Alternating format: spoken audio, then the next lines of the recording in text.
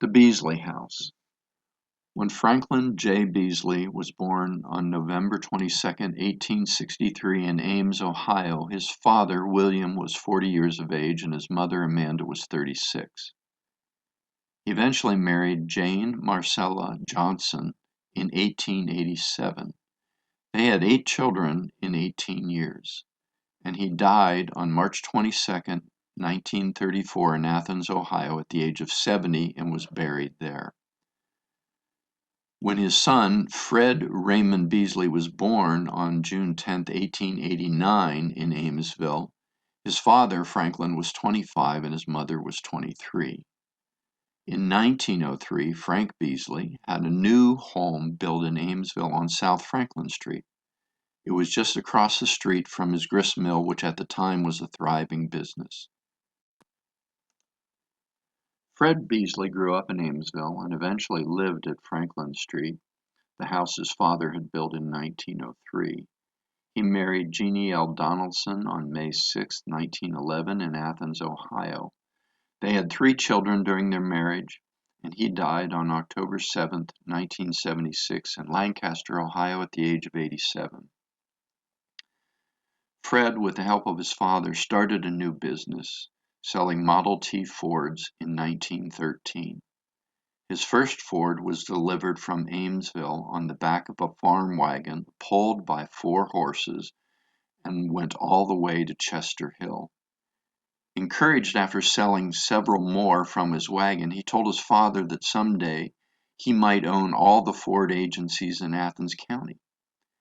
He soon added Gloucester, Athens, Nelsonville, and Logan, and then Columbus, and on into several adjacent states, and eventually as far away as Dallas and Fort Worth in Texas.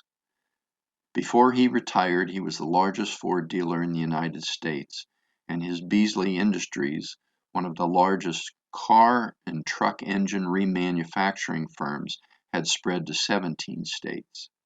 Fred's business ventures took him in many directions, and he owned many properties over his lifetime, including the Berry Hotel in Athens and the Deschler Hotel in Columbus.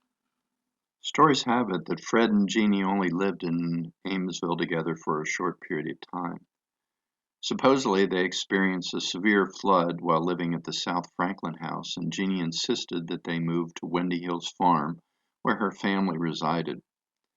Even with their move, the Beasley Ford dealership stayed in Amesville for a number of years.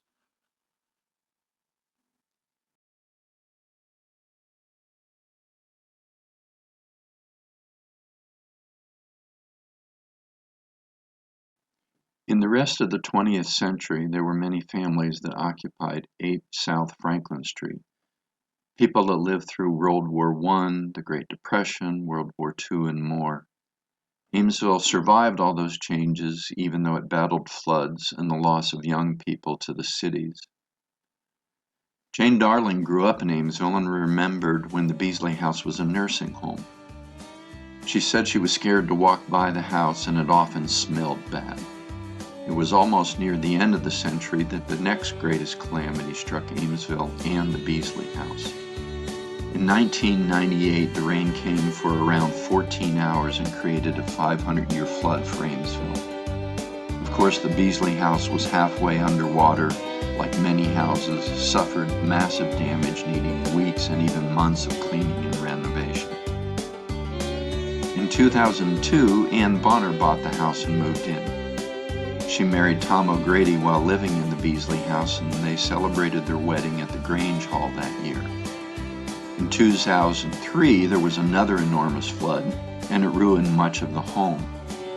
Ann had the house raised 12 feet in the air with a new block foundation installed under it, thus saving the Beasley house for future generations.